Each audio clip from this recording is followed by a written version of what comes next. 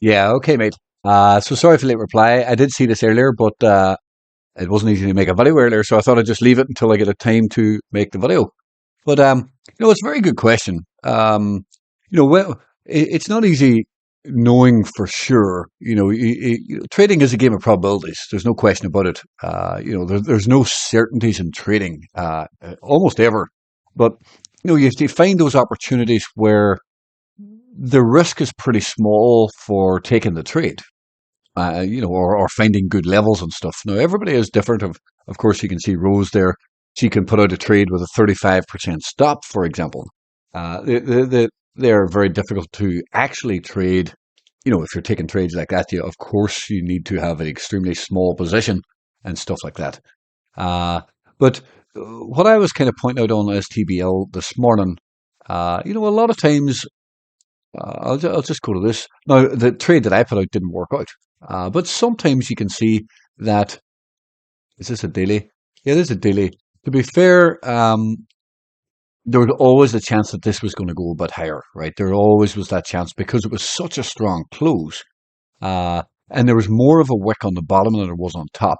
So that was a little bit of a, I probably jumped the gun on it, to be honest, to be truthfully honest, to be fair.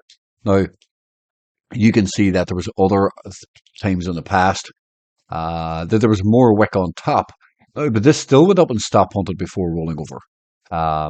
Here is another example. There's more wick on top, and it still came up and stop hunted and then rolled over.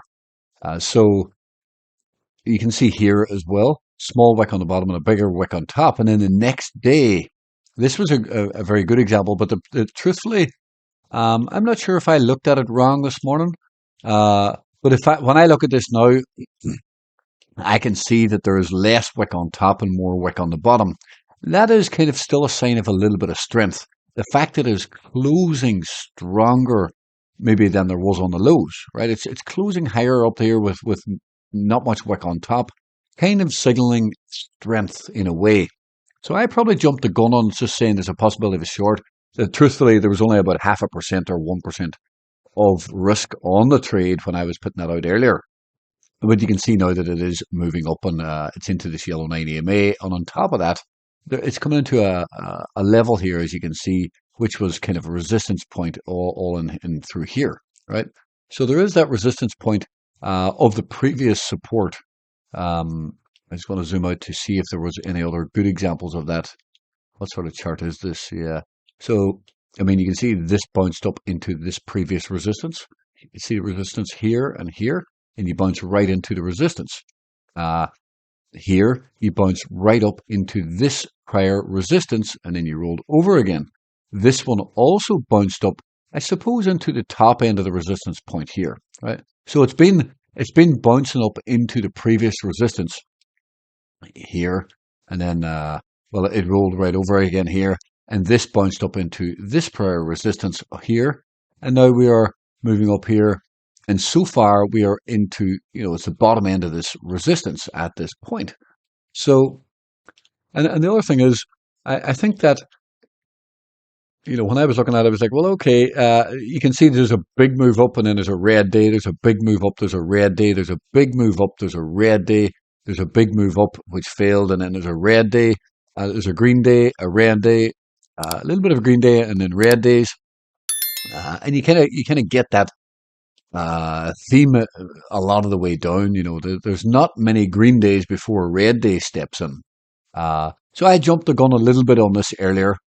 Truthfully, I probably should have said short above the previous high. But in the moment when I was looking through the charts at that period of time, if I just zoom out here a little bit, I think it was here, right?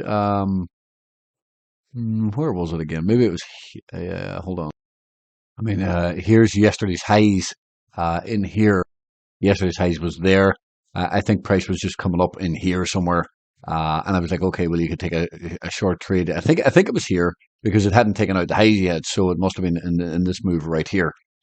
So obviously it did go higher, right? And you probably would have lost money on that. I see it did spike higher, and that's the stop on spike that is difficult to obviously be trading against. But as soon as it broke on a large candle, which is not ideal. Of course, if you had the patience, it can back down, right? But yeah, it's not ideal. And personally, I probably jumped the gun a little bit because, well, I'll tell you what my thought process was.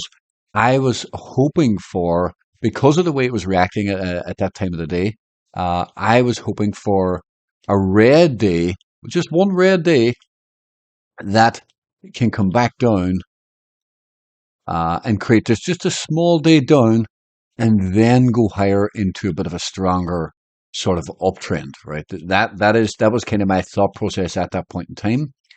Um, and then continue and break up higher, moving up into this resistance point. So that was my kind of thought process, that I was gonna, if it did then roll over again, I was gonna look to buy these lows to then go higher again. We've seen that in the past many times, because you get the move up, you get the red day, and then you get the continuation. Okay, and that can happen over and over again. It can be choppy, kind of breaking and moving up, but sometimes this first dip is often a very good buying opportunity, to go higher.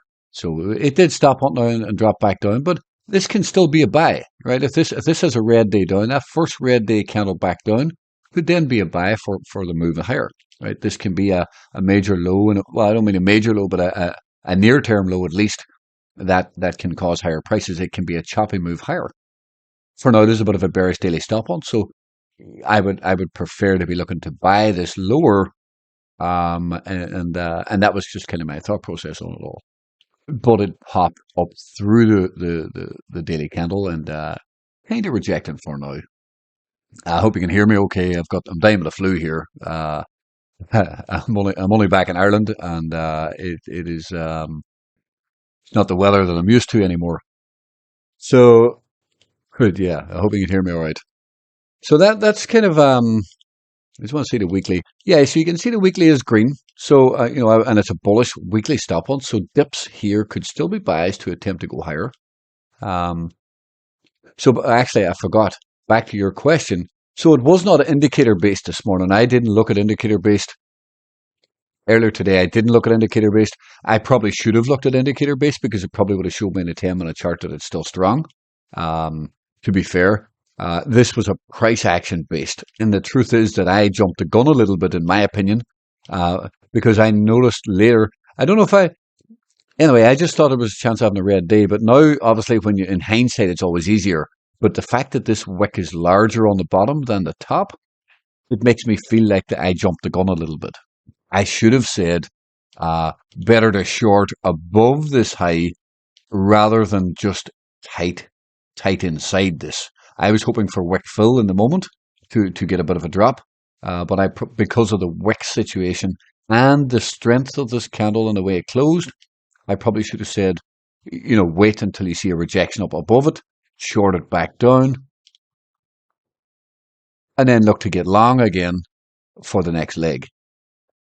Now, as an example here, you can see the sentiment tool. It was dropping away and kind of losing a little bit of strength here.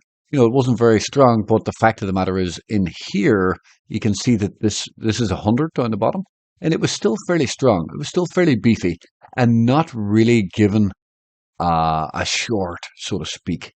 It was still holding fairly strong. So I probably should have looked at the indicators and thought that there's a better chance of this coming up for a stop hunt rather than failing at the inside here before rolling over.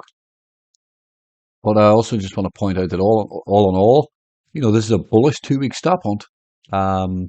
And shorting is not the easiest in a bullish 2-week stop hunt. And it's also, look at that, there's a bullish 3-week stop hunt in play. So it's, you definitely have to be careful shorting. There is a chance here that this could have, some decent upside if this all starts to hold. It's a 4-week stop hunt, but most of them are, and that's also a bullish 9-week stop hunt as well. So the whole way through it here is a bullish monthly stop hunt, but they are obviously, a lot of them are still red. So it's a tricky enough time to be trading.